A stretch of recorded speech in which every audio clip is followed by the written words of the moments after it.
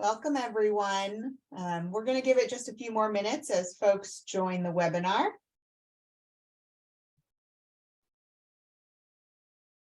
All right, welcome everyone to today's NAEA EA career panel. Please note that this Zoom is being recorded and we will post the recording on YouTube next week. Before we begin, just want to go over a few housekeeping items. If you have any questions, and I encourage you all to have questions throughout the entire time we'll be taking questions, please put those in the Q&A chat. We've also enabled the upvote feature. So that means if you see a question that you really like and you want to make sure it gets asked, you can go ahead and upvote it, and that'll make sure that the moderator, Catherine and myself, see it and make sure it gets asked. Please note that everyone can see the chat. So please be respectful to your fellow learners and use the chat to share information and ideas regarding the presentation material. And just as a reminder, in the chat, if you want to make a comment to the entire group, make sure you choose all panelists and attendees. If you require closed captioning, you can click the live transcript button on the bottom of your Zoom screen and then click show subtitle.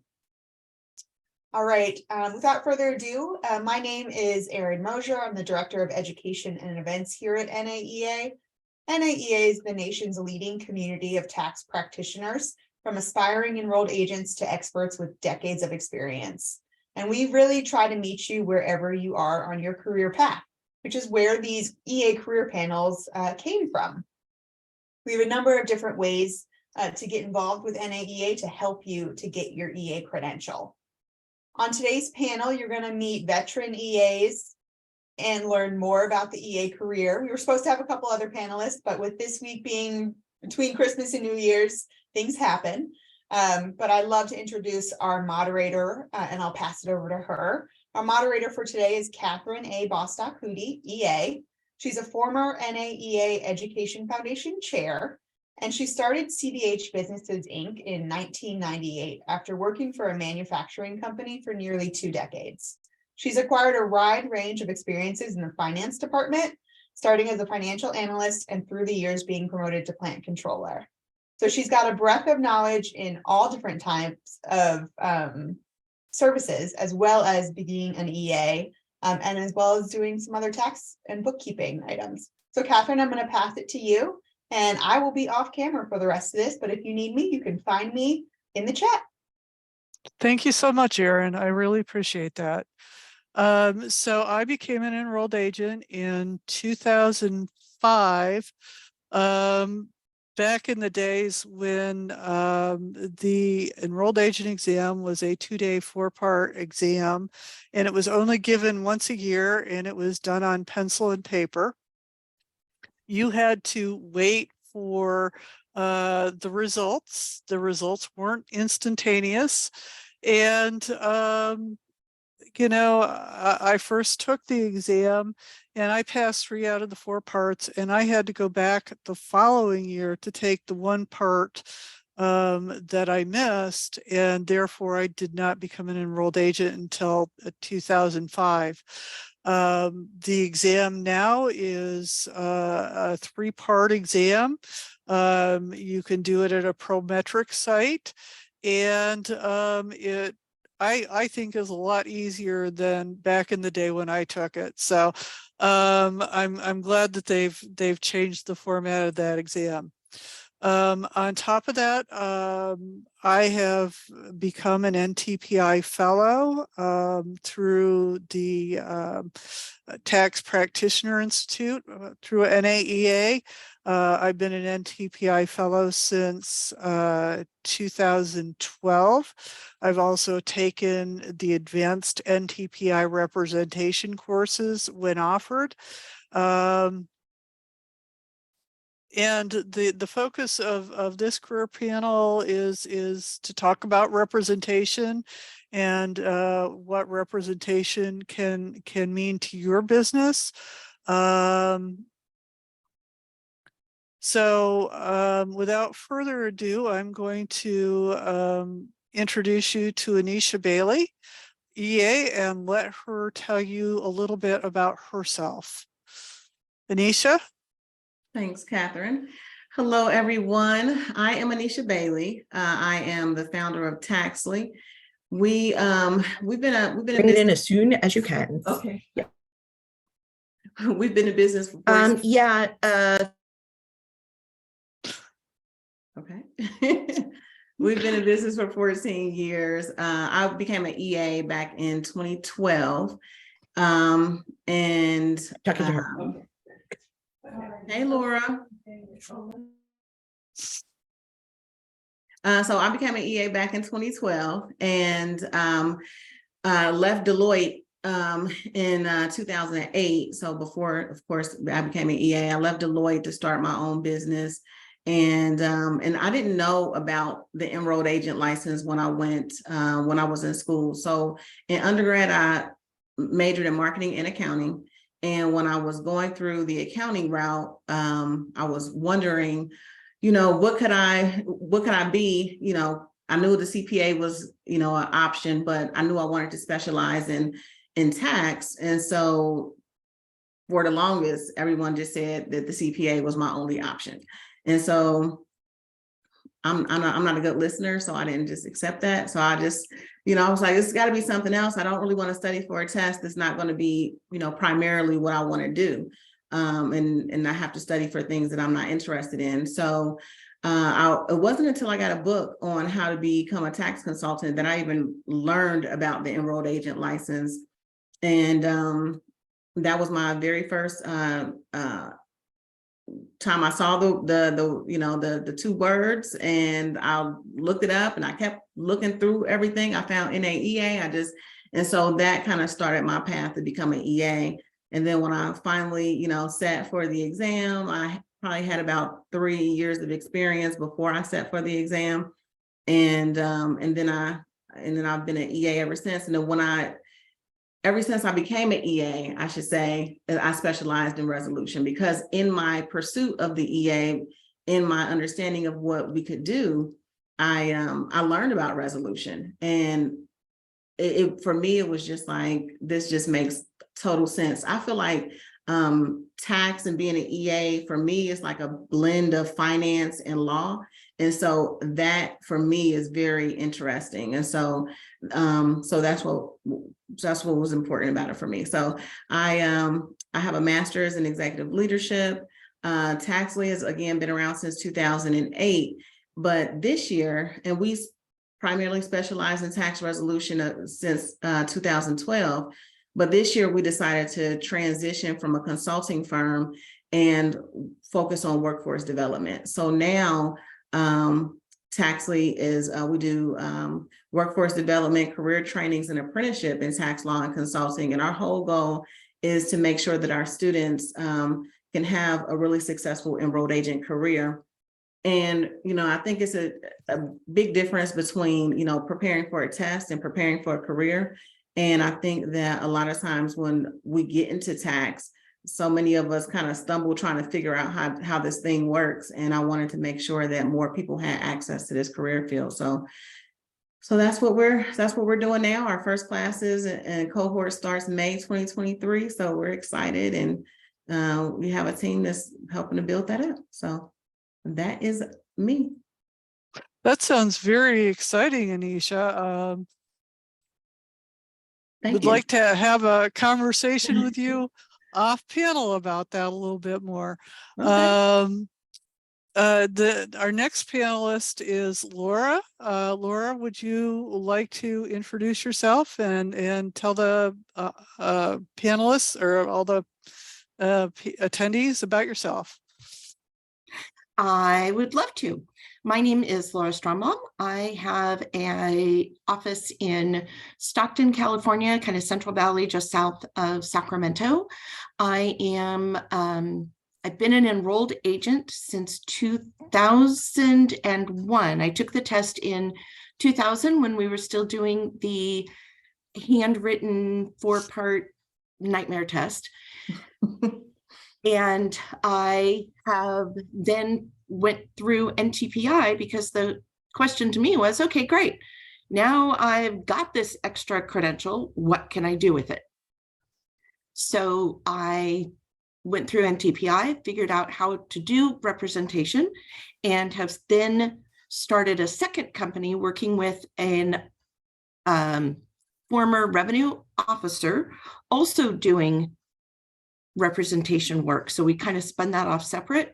And then recently I added United States Tax Court practitioner because the IRS is broken.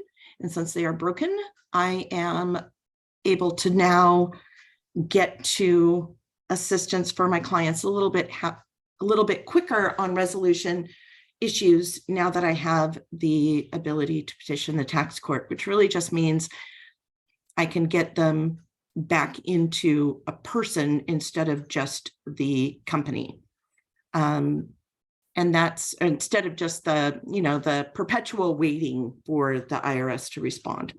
So that's me. I love what I do. We do tons of tax returns. We do pretty much any kind of tax return out there, from the simplest 1040s, because we have clients who really still want to have that relationship and know, is there anything I'm missing? Is there anything else we should add?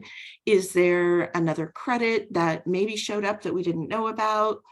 Or am I withholding enough or too much, or any of that? So they still, even if they're a simple return, still want to do the consultative experience with us, which I really like, because I feel that I can help, especially like young people who maybe it's their first job, and we develop a relationship as they grow and decide they want to do something like the things people are doing lately, get involved in crypto or get involved in the gig economy or starting their own business. Well, what is starting your own business? How are you starting your own business? What is this business? So guiding them through just life's choices, and when they have kids, when they get married, when they buy a house, sell a house, get divorced, just all the things that a relationship is about. That's part of what I love as an enrolled agent, is that we are able to help them through so many of life's different pieces and challenges financially. And I loved hearing Anisha talk about how she is passionate about helping educate other people. And that is, I teach continuing education around the country because I'm passionate about helping the members of our profession do better. I think we should all be enrolled agents because there are too many things that we cannot do if we're not an EA. The AFSP part that can happen for people where if they were an AFSP the year they prepared the return, and they're an AFSP the year the client gets a letter, and they are an AFSP when they respond, and they're the person who prepared the return as an AFSP through all those different things, they can do that first level of conversation with the IRS, but that only gets you so far. So I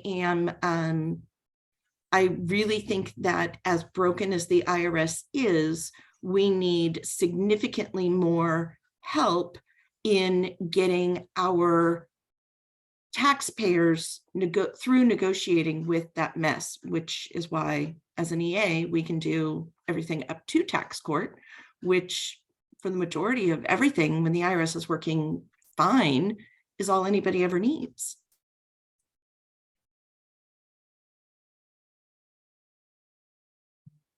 Thank you, Laura. When you started your firm, were you an EA when you started, or did you start your firm after becoming an EA?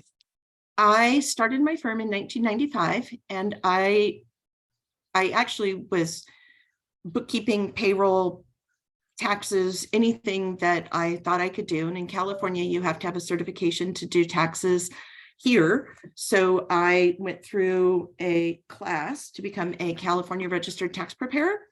With the California registered tax preparer designation, I was doing more taxes, learning more, and that's when I realized, wait, I can't do everything. And so decided to study for and take the test to become an EA, which took me 5 years to get around to doing that and figure out I needed to do it, but took it, did it, passed it. So the firm started beforehand. And if I had it to do all over again, I would have worked for another EA first for a while so that I could have been mentored and didn't have to figure out some of the things the hard way on my own. I think mentorships are very important and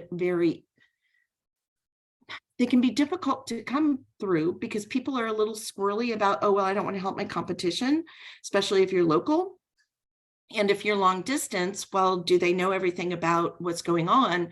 And even though like NAEA is the National Association of Enrolled Agents and the EA designation is federal, we all still do state tax returns. And having somebody to help mentor us who's familiar with our state can help quite a bit, unless we're lucky enough to be in one of those states that does not have a tax requirement. So mentorships are, I think as an employee, I would have loved to have done one and then maybe taken over somebody's practice. So kind of partnering with somebody who maybe had 5 years left, 10 years left. Right now, there are a lot of those opportunities out there. A lot of people leaving our profession right now, sadly. Anisha, I heard you say earlier that you worked for Deloitte before you started your own company. Can you tell us a little bit, because we talked a little bit about it before we came on air, about how you discovered what an enrolled agent was and the process that you went through with that?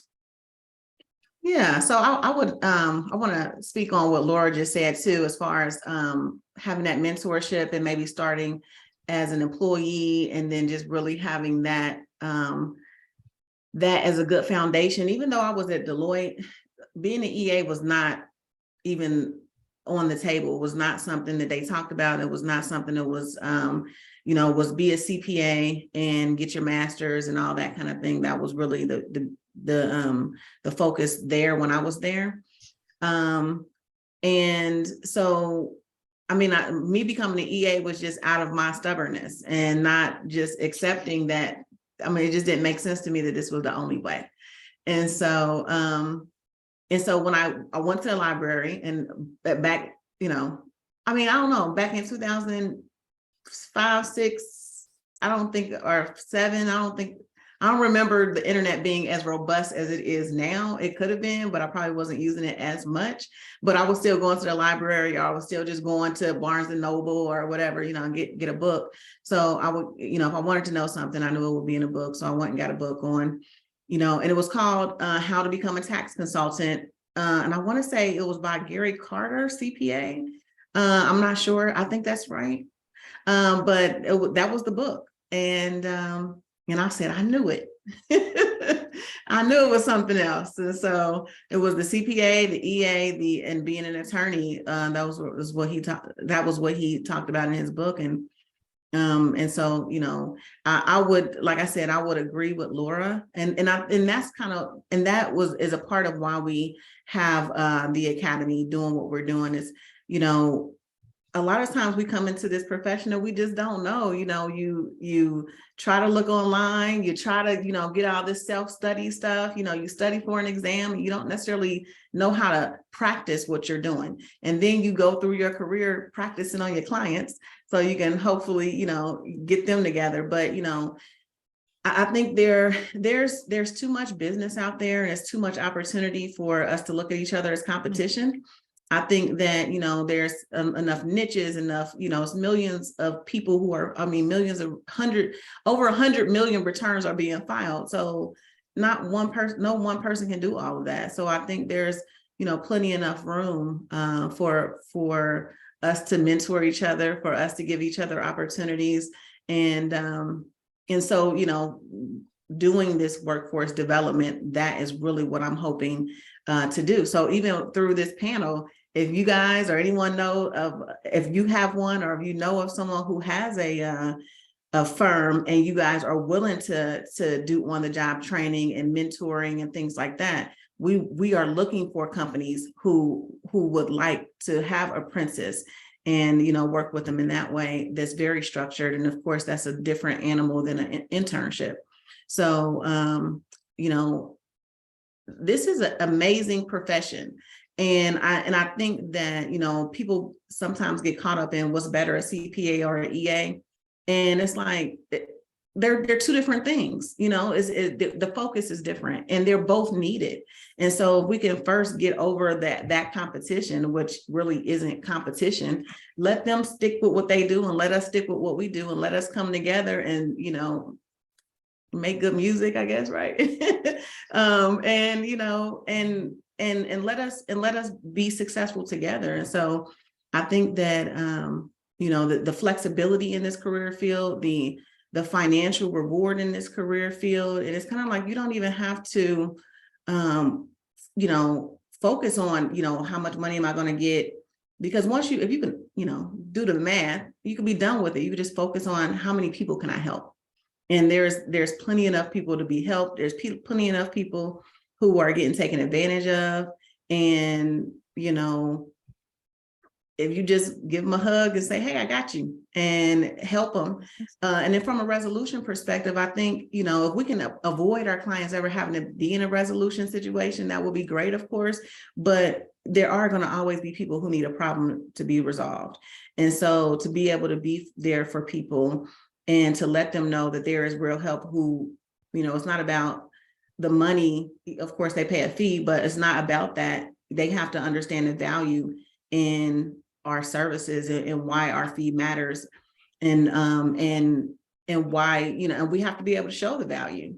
And that takes some education. It takes some, you know, putting in the work to learn it before you just say, hey, you know, I'm charging you $5,000 and I'm gonna figure it out as I go, you know. So I would like to just, I mean, completely so much agree with so much of what Anisha is saying. I keep sitting here shaking my head with agreement.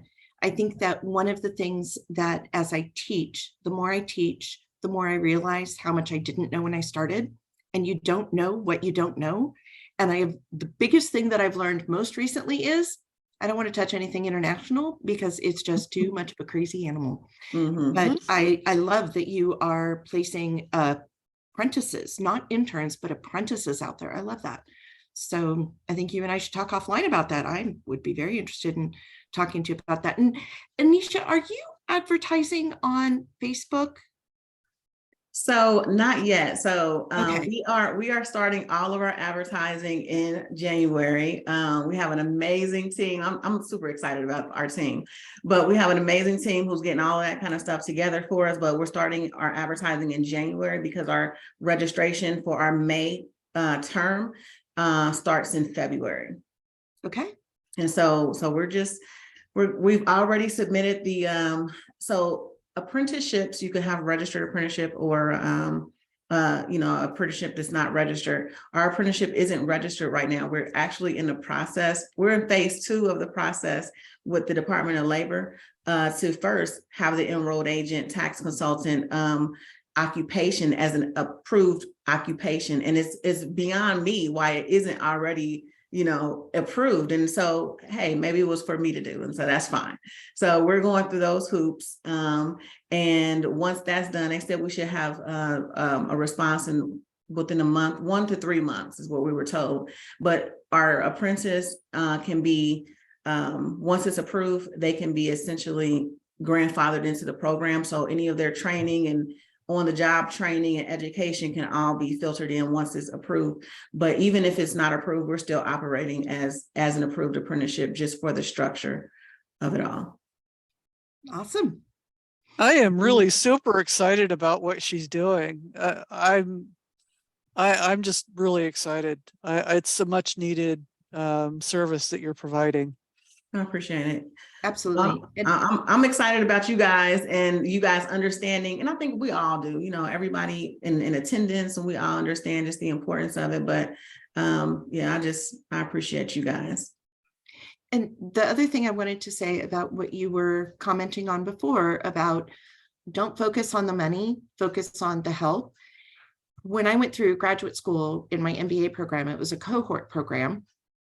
So we were a group of people that were all in business, we were all in management, we were all in decision-making capacity. And we were going through a very case analysis intense program. It was actually an executive MBA program, if that supposedly that makes a difference, but nobody ever knows what it is unless they have one. So that process, we went through how to solve all these business problems. I mean, they were hundreds of them we went through in our courses. And every single one of them, I took the perspective of take care of the people and the money will follow. And over and over and over again, that was the conclusion that ended up with the best result that I saw over and over and over again. And initially my peers, my classmates were looking after the money and they were chasing after the dollar. And they kind of got sick of the professors saying things like, you know, in the big picture, this is going to be the better answer. So then they started going, okay, maybe she's got something there. And by the end, when we did our strategy, which was all this computer simulation thing, when we went through, by the end, we were all looking at what's best for the person. And we all ended up in significantly better positions than when we started out looking for just the dollar. If you chase the dollars, you're always going to be chasing the dollars. If you chase the service and the people, you are never going to have to worry about the dollars. They will come. They will. Yeah. Absolutely, because when you help the people remember, and that person will tell somebody that you helped them, and they'll tell somebody, and they keep telling people because they're thrilled with what you've done for them. And all your referrals are going to come word of mouth. So you're absolutely right. Take care of the people and the money will come. Absolutely. But don't undervalue yourself. So no. I mean, I want to put that caveat in there. It's also important to charge correct market value, fair market value. But that's ultimately charging fair market value, making sure that our value and our worth is understood through the payment of our clients. One of the adages I've heard, if nobody complains, your prices are too low. If everybody complains, your prices are too high. That's kind of that middle ground of what makes sense for what the level of service you're providing. But if you provide great service, people don't care what your bill is. They care about, do I get you? Yeah. Yes. And I totally agree. Chart and what you're worth today maybe is going to be hopefully better later, right? So, you know, if you're just starting out, that's okay to not charge what a person who's been doing this for 20 years, you know, would charge. So it doesn't make you less or anything like that. But you need to understand what you're doing. You need to be able to make sure you can deliver that value. This is a time sensitive business. And if you're not going to be on time, if you're going to, you know, get a person to run around, I mean, maybe, well, if that's the case, then maybe that you shouldn't be doing the business. But, you know, if you need help in that area, I should say, if you need help in that area with being timely and being more responsive, you know, that needs to, you know, play into maybe what you charge. But essentially, to your point, charge what you're worth. I don't do free work. You know, I don't. And even if a person can't, I don't even do discounts. I did discounts in the past. I do not do discounts. I stopped doing discounts, I should say, because I don't do consulting anymore, but I stopped doing discounts. And what I've learned in the past is if a person does want a discount or they want to, you know, they're trying to save some money, instead of giving them a discount, just give them more value. And, you know, a lot of times it doesn't cost us more to give them more value. It just allows us to be able to show up even better than we would have shown up before. And that was going to be great anyway. So I think resolution in itself, it takes a certain kind of personality. And, you know, if that is not your personality, you got to know that's okay. There's other things you can do in this profession other than representation, even other than tax preparation. I am in the midst of studying for the US TCP exam as well. So we'll have to talk about that. But there you could be an expert witness in this field. You can be a researcher in this field. You can be a tax paralegal. I mean, there are so many things to do other than tax prep, other than actual resolution. And to your point, Laura, about international tax is its own beast. And the funny thing is, my very first resolution client was an expat. And it was over the 2555 form that wasn't filed right. And so I had to deal with that situation, and they owed like 26,000. And he was like, I do not owe this 26,000. I looked at it and they ended up getting like $1,100 refund when we were all said and done. So it was kind of like, okay, but going to your point about international tax, again, there's just so many niches in this. Like, you could just focus in one area and get really good at that, and you still can't serve everybody in that area. So, I mean, it's just, I don't know. I love it. I love this opportunity for everybody. I love the fact that the barrier to entry from an education perspective is so low. There is no education barrier. You do have to pass the test, but I mean, some people can just pass a test, but that's why I said earlier, it's the difference between passing a test or preparing for a test and preparing for a career. And so, I mean, I'm just like, educational choices in this field, where you go and how you, get your training and what kind of training. I mean, it's just all there. And so whether you're like a military spouse and you like, I need a career that can travel with me, or you're, when we talk about, if you were a former athlete and you don't want to go into real estate or insurance, but you still want to feel like you're at the top of your game and you're an elite, professional. I mean, the IRS calls us elite. We're the only professionals that they call elite. So, that's something to be said. So, I think as a career, and everybody wants their time back, right? Everybody, especially since COVID. I mean, I think people knew it before, but since COVID, we understand the value of seeing our family more often, or being home, or being able to work from our laptops. And this is a career that allows you to do all of that. And so if you want to move out of the country, then you can do that. Or if you want to just travel for an extended period of time, you can do that and do it remotely. And so I guess to that point, we've always worked remotely. And so that has always allowed, me to move about. And I think one of the biggest things with the remote, and maybe Laura and Catherine, you guys can speak to this. And I mean, it happens in-house too, but remotely is just that protection of taxpayer data and making sure that everything is secure, and making sure that those processes and procedures, whether it's in your company or you work for someone else, that's something that is top of mind.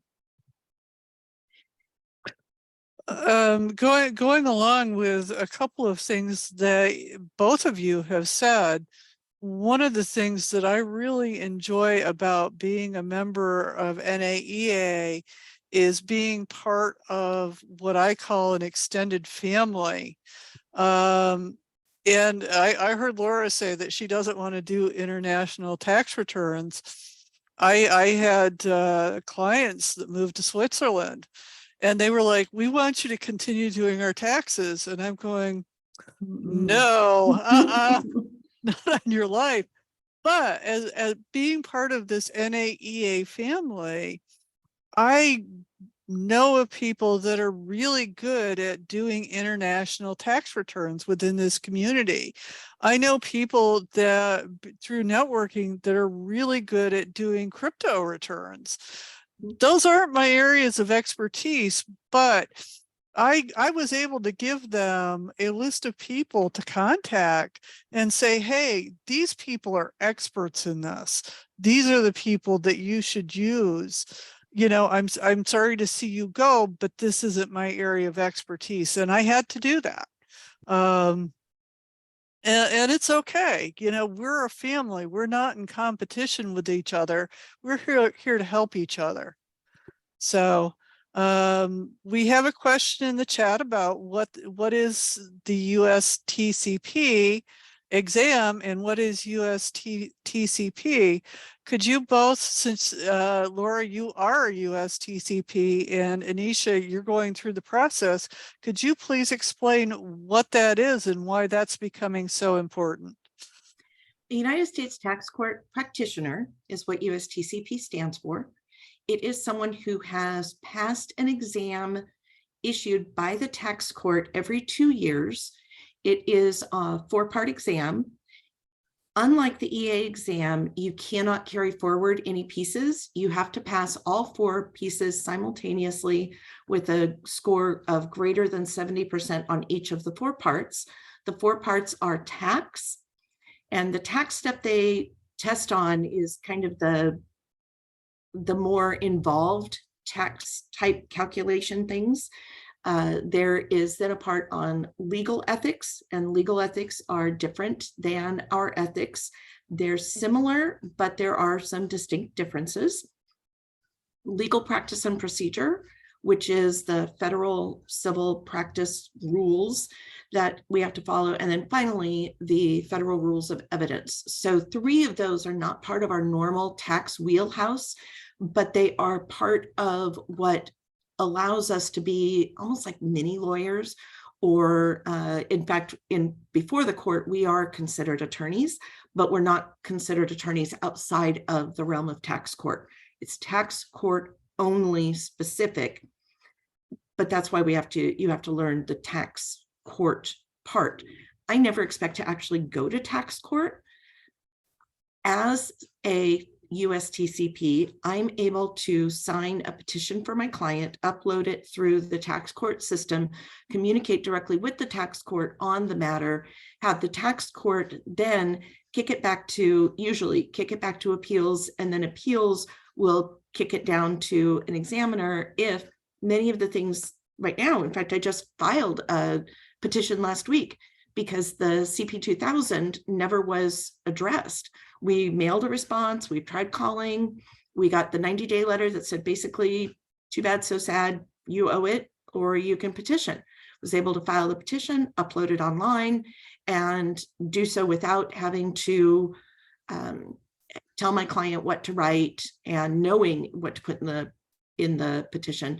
Theoretically, clients can represent themselves pro se. I had a client who did that, and it's part of why I decided to take the test and push forward. Client did it, and because I told the client, I can't write the petition for you. I can tell you what to put on it, but I can't write it for you. You need to do this. They said, well, you know what, we'll just handle it from here. And they left me on as their power of attorney. So I got the notification when they signed and agreed to the IRS's position that they were not allowed to take certain deductions. Unfortunately, the IRS was wrong. They were allowed to take those deductions. And I immediately, because I was still power of attorney, responded to the chief counsel's office and said, you're wrong. This client is entitled to this under code section 152. It was related to medical expenses. So under the medical expenses, it allows you to take deductions for dependents who are not actually claimed as a dependent on your tax return because they have either too much income, they're married, there's certain requirements. I spelled that out. She responded back with, you're right. He does qualify. Too bad he signed the stipulation as agreed. And there's nothing you can do. And that to me was dirty pool. And I never want to tell a client, I'm sorry, but I can't, again, when it comes to dealing with the IRS. And that's not to say the IRS is out there to get people. I think in this case, the client didn't know how to properly represent himself. And the IRS was looking at, or their counsel's office was looking at getting the case closed as quickly as possible, as easily as possible. So that's what they did. And they're not in the business of telling clients what they can do. They're in the business of closing cases and collecting money for the government. So I think that answers what it is. The test is, like I said, every 2 years. It's a tough test. I think the pass rate on it, I've never seen the pass rate over 20%. And it's often hovering just around 10, 11%.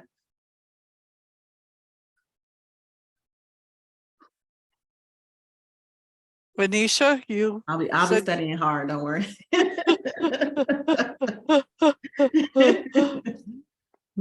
No, but yeah, I mean, Laura said it all. So I'm still new to this, but I just wanted to do it so that I could have that freedom and that access to be able to petition in tax court if I needed to, or represent in tax court to an extent, or assist an attorney from that perspective. And it's like, even though I don't do client work anymore, I want to be available to, because I know attorneys and other people who may need assistance. I wouldn't mind being available to other professionals who need that level of assistance. And I'm also interested in understanding what the rules and the procedures, and knowing how to navigate tax court. And just in case, because I am also interested in the expert witness track.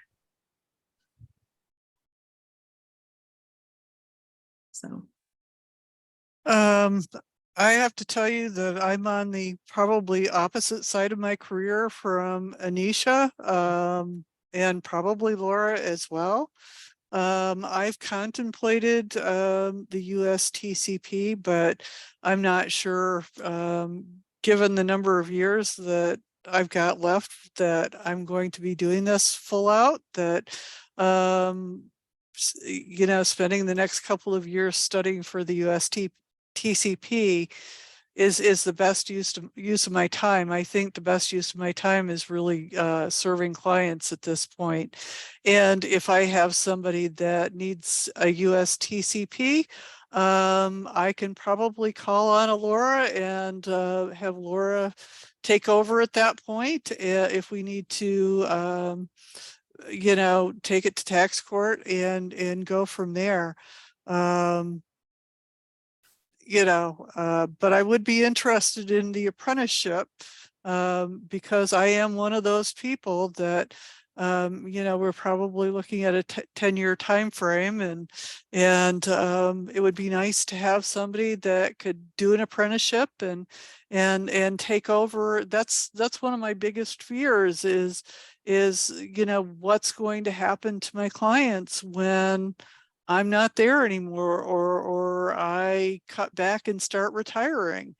And would really love to see somebody in an apprenticeship role where they can train and take over, so I don't have to worry about what's going to happen to these people when I'm no longer fully practicing.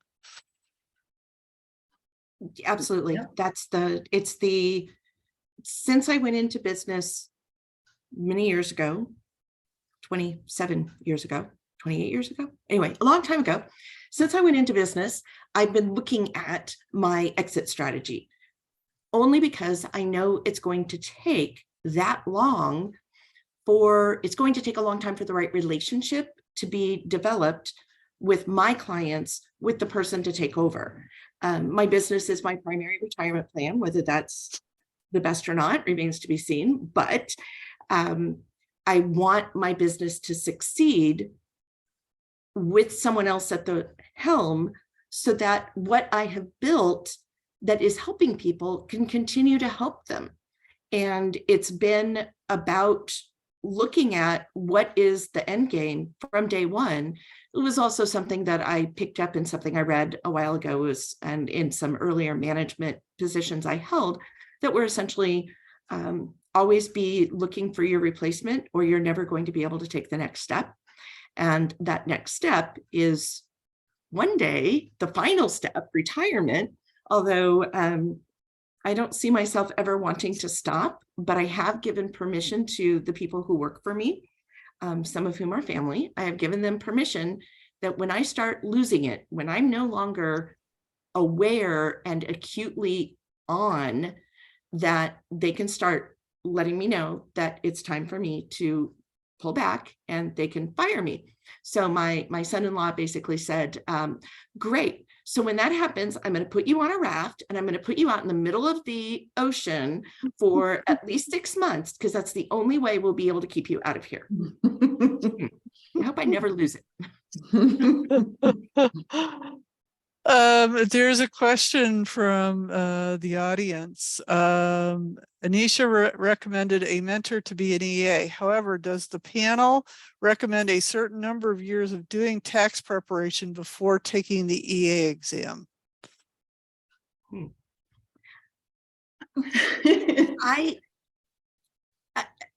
I think you can take the EA exam once to just know, as a kind of like a before and after, as an assessment of what you know, and then what you need to study. When to become an EA, once you pass the test, that doesn't mean you're done. It's just the start. As soon as you can pass it, take it. You can always take it again and again and again. That there's no harm in that. When I took it, I had never done a corporate or partnership return before. I knew what they were from accounting classes. And so I knew, I mean, I've taken and taught accounting and knew what was involved with them, but I didn't know the tax part of it. I had to study it and learn it. I studied it, I learned it, I passed it, but that really wasn't enough to be able to do a partnership or corporate exam. Tax return. I ended up working for someone else who, or taking a class from someone else who helped me, and then had I refer to them as phone a friends, who helped me along with the first one. And my phone a friends, by the way, are people that as Catherine was talking about, people you connect with in the organization.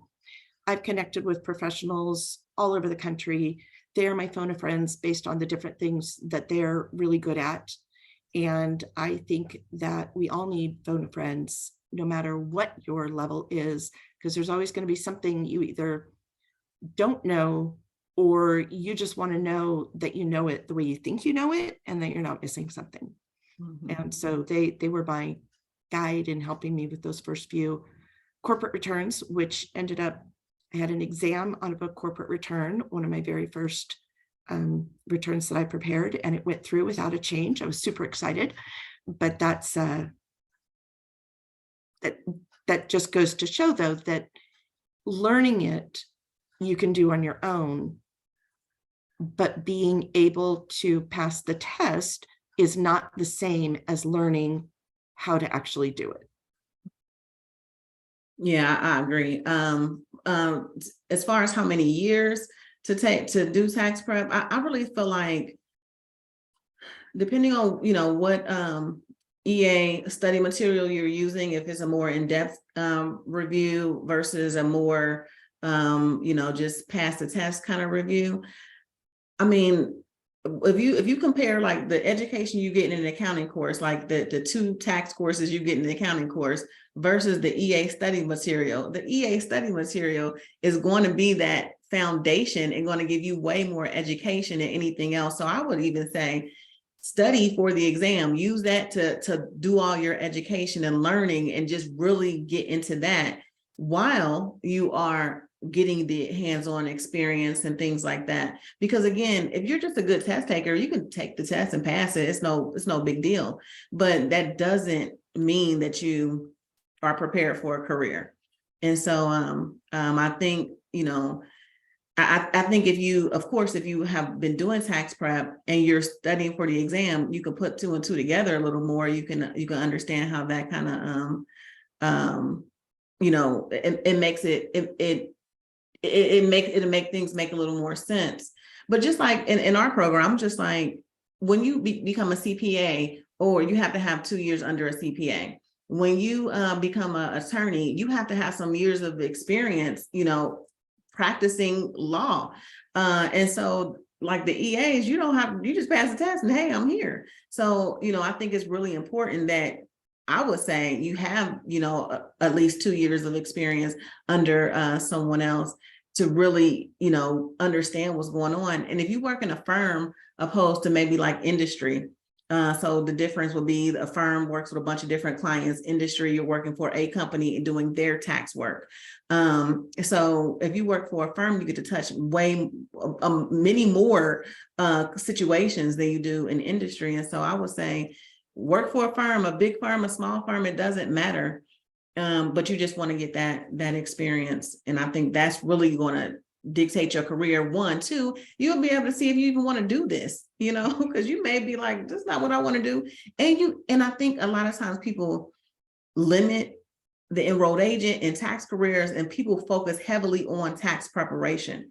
And I'm just like, I'm one to always say, it's not just tax prep. So that you may say, I don't want to do tax prep because I don't want to deal with client work. I don't want to deal with the deadlines. I don't want to deal with organizing documents, or whatever that thing that you may not like about tax prep. I personally don't like tax prep, but but you may be like, I'm really interested in research, or understanding what these credits are, so I can make sure that I'm advising people properly in that way, or whatever else. Of course, resolution is a big thing too, and planning and whatever. So I think if you're studying for the exam, you're going to get a lot of good knowledge. And then if you could take that and put it into practice, then it's just going to be way easier to not just be a person who has a paper, but a person who has, skill set and value behind that paper.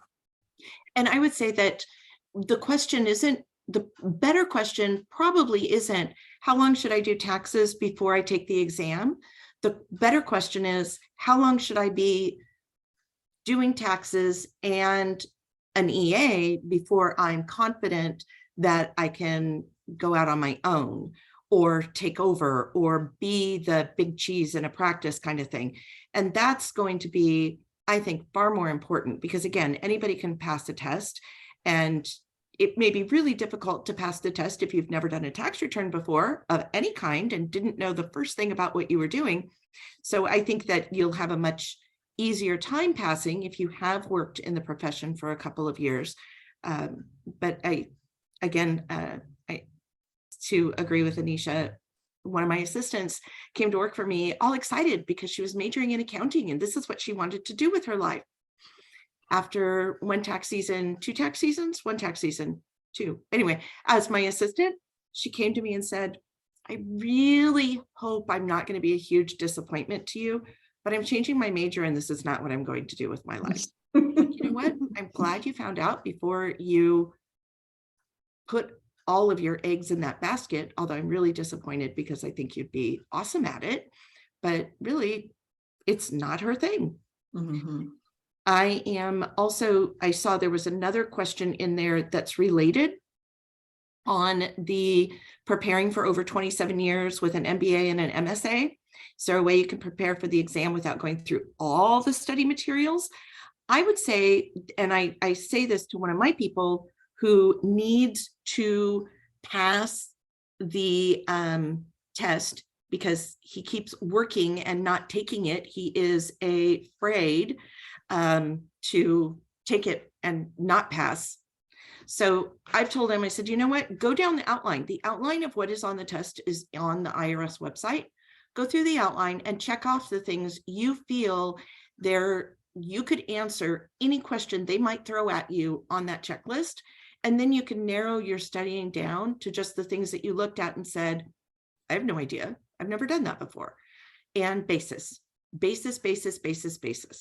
If you can calculate basis 8 ways from Sunday in your head without having to look at a reference book, you might just be ready to start looking at taking the exam without having to go through everything. And to that point, I know that NAEA they partner with Surgeon, and we're partnering with Surgeon too. So in my research with Surgeon, they have a you can take a test and just see, where you are. And then based on that, determine what you still need to study and what you don't need to study, and go from there. So that's something else to consider. But I do want to say also with Laura, what you said about maybe a better question is when you should kind of go on your own.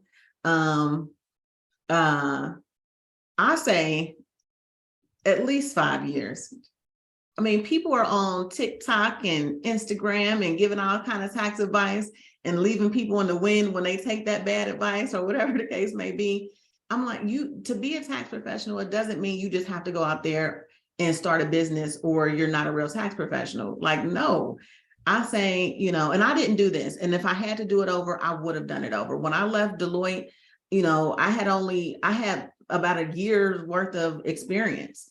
And I was just like, well, I can get out here and do this thing. And had I had an option to do it over, I would have done it totally different. I would have looked, I probably wouldn't even wanted to work for a big four firm, because the type of experience you get working at smaller firms and the type of work you do as far as actually being able to touch clients who are in your backyard, who yeah, I mean, not that corporations don't matter, but I don't know if they matter in the same way that, you know, your mom and dad and your, you know, your neighbor, you know, so those are the people that you're trying to help and be successful. So it's kind of like, if you can work for a firm and you can get that experience, you need, I feel like, at least 5 years of just really being in there and really understanding and touching enough stuff before you even think about starting your own business.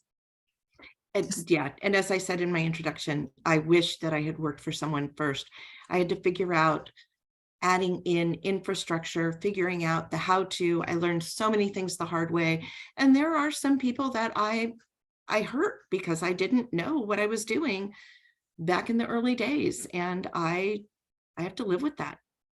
One other question someone asked was about finding your niche or however you're going to say it, depending on whether you are going with the Canadian quiche or if you are going with the American, because we don't say kitsch, but we say niche.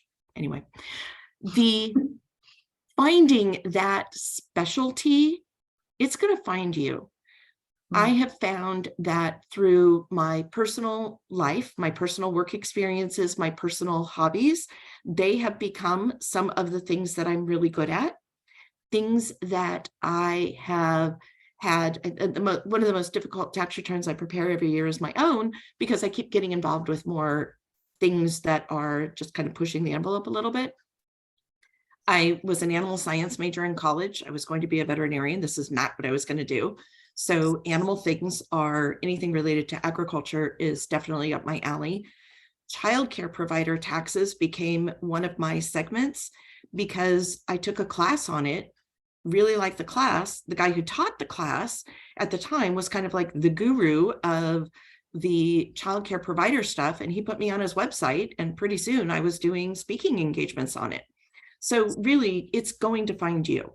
You don't have to look for it. It will find you. This has been an absolutely fantastic panel and a really great discussion. I've really enjoyed Anisha and Laura. I see that we're at 4:59, so Erin is smiling.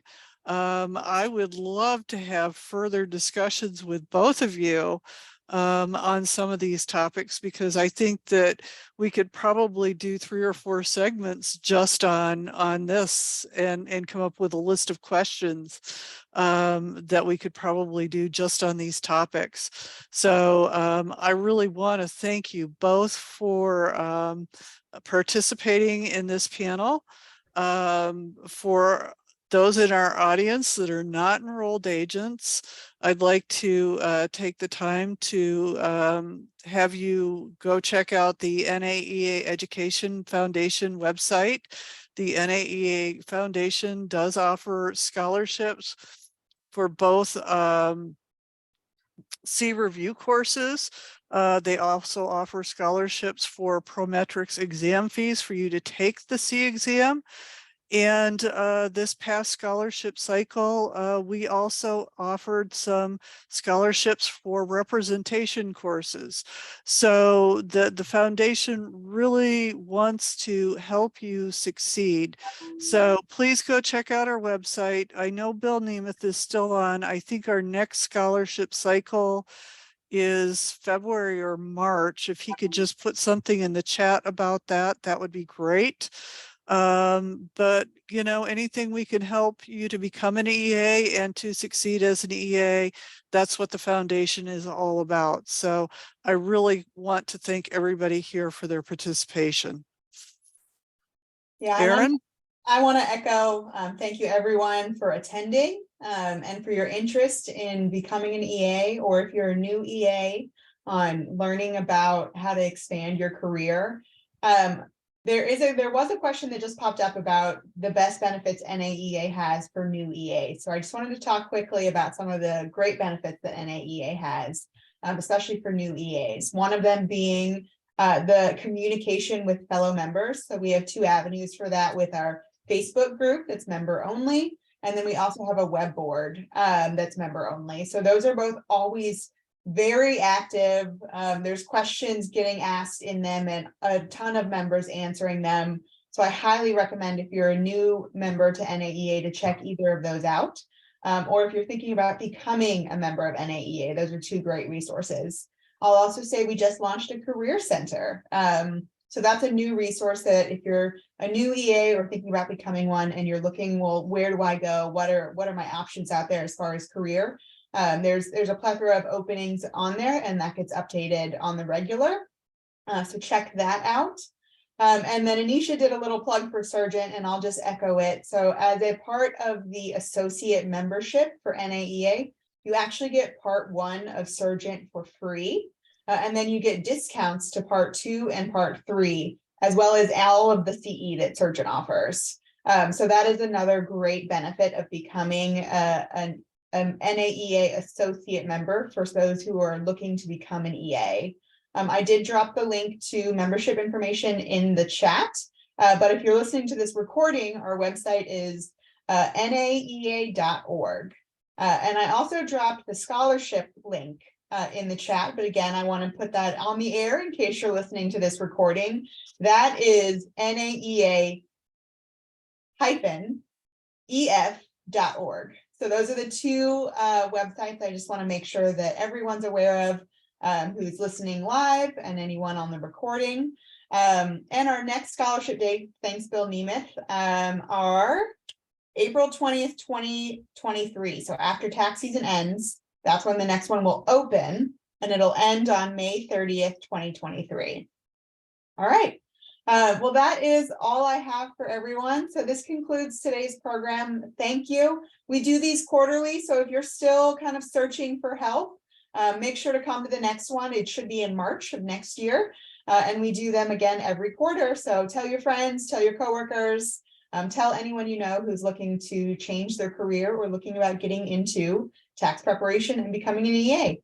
So thank you, everyone. Happy holidays, and we'll see you next year. Bye.